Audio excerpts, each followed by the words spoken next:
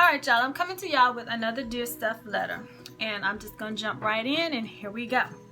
It says, "Hey Miss Steph, question. So recently my husband and I have been going through it. We've only been married for 4 years, but we have 2 children, work, and are going to school.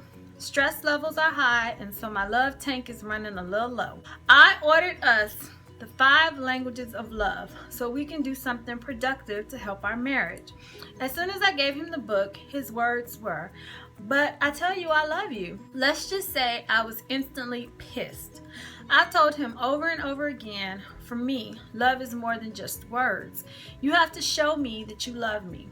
I think it's how I was raised. My mother rarely said I love you to me, but that doesn't mean she didn't love me. I knew she did because of what she did and how she bragged about me for academic accomplishments. She showed her affection. So when my husband says, 'I love you,' I know he does, but I want him to show me. I remember when we first got married, he used to buy me gifts just because. Now when I want something, I have to tell him exactly what I want. I miss the surprise factor. Every time I try to talk about our issues, he either shuts me down or just, 'You're right.' That's what he says. She's right. Once again, pissing me off. How do I address my needs without feeling as if I'm nagging? I feel like I have to walk on eggshells when I'm talking to him, because if he's pressured, the conversation is a waste of precious air." All right, so this is what I'm going to tell you first. I think you're doing a good thing by getting y'all both the book, The 5 Love Languages. It's a great read. It's only a great read if you both are into it, okay? If you both are investing the time in it, it's a terrific read. Now, I can tell you from experience, I know that it can be a little trying to get your husband, mainly, to get involved with things like this. And like I've always said, and I'll say it again, marriage is work. And it's just like how you're studying for a test, you have to study to keep your marriage alive as well. And the 5 Love Languages book is a great start. And why? Is because it breaks down the different ways that people find love and how people interpret love and how people receive love. It's a great tool just for that.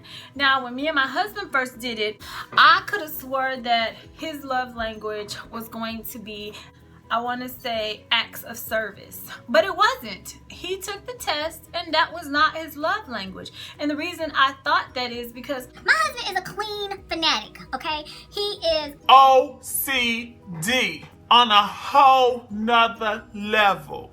It's a running joke in our house, but that is how he is. So to me, I'm thinking he receives love by, everything always being clean to his specifications and all of this, and it's not. His love language is words of affirmation. He likes to know that he's doing a good job as a husband, as a father, as a provider. He needs to be affirmed, and he needs it to be confirmed that he is doing just that. Now, I think he nailed mine. He thought that mine would be quality time. However, mine is quality time, but it's also physical touch. I'm a very physical person.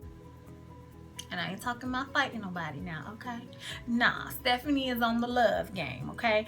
And I'm a very physical person when it comes to people I love. When I greet you, I hug, I kiss. I still kiss my mom on the cheek, and my auntie now, they will kiss you in the mouth, okay? That's just how they are. It is to be expected, so, it doesn't bother me because that's what they do.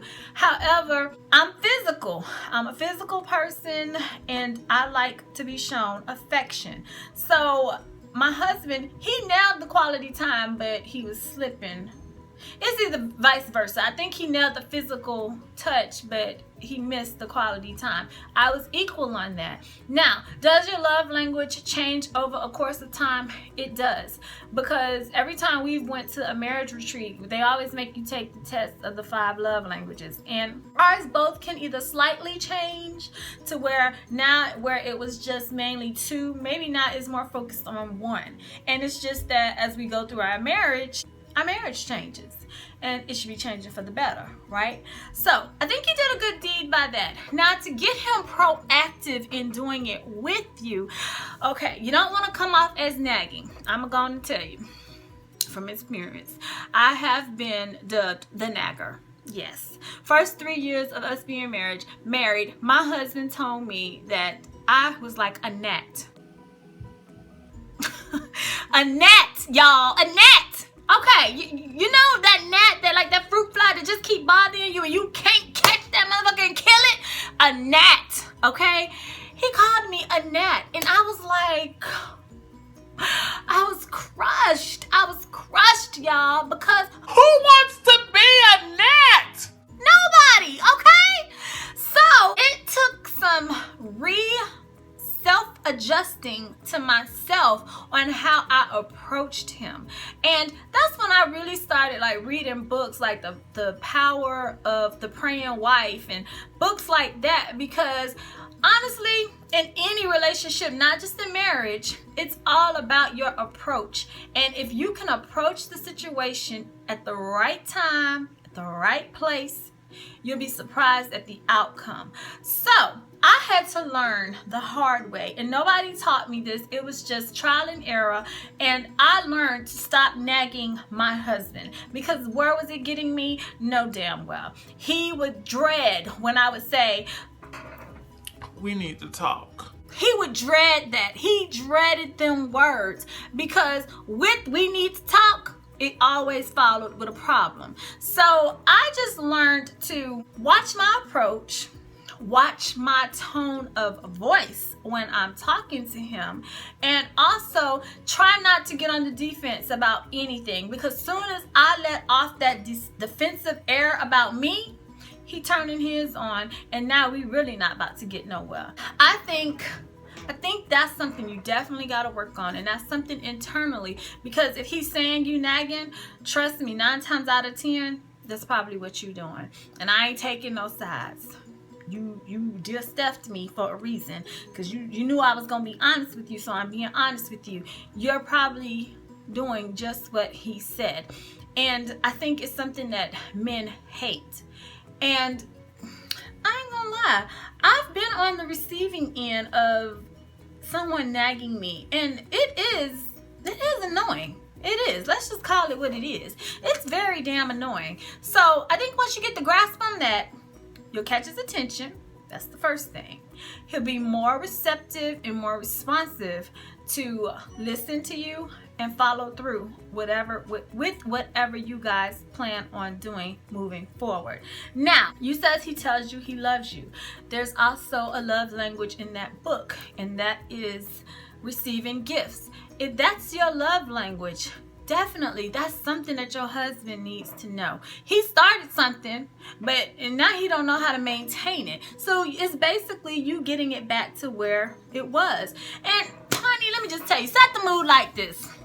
Set the mood, light some candles, take a bubble bath, or y'all do like a little romantic dinner or a little romantic picnic in the living room, and you can present it to him as let's get to know one another. Okay, have him take the little quiz, you take the quiz, you find out what your love language is, he finds out what his is, and then you guys go straight to them chapters and you read it. And then you know what you just created? You just created ambiance, you just created a date night, and you also just created some great conversation for the both of you to have about what? About y'all. Not about the kids, not about bills, not about the house, but about y'all. And it's about learning.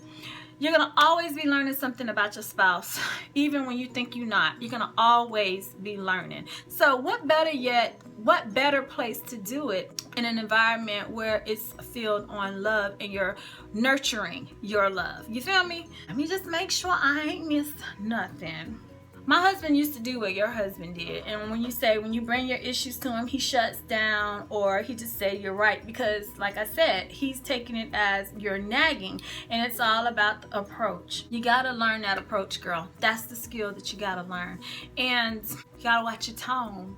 Men tend to put up their defensive devices quicker than we do sometimes because of trigger things like we need to talk, or there's a problem, or you coming at him and yelling at him and stuff like that. They don't open like that. They don't open up like that, and they're not responsive, definitely.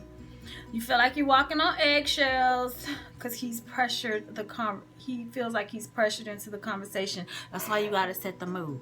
You gotta set the mood. So why don't you try that and hit me back and let me know how that works for you.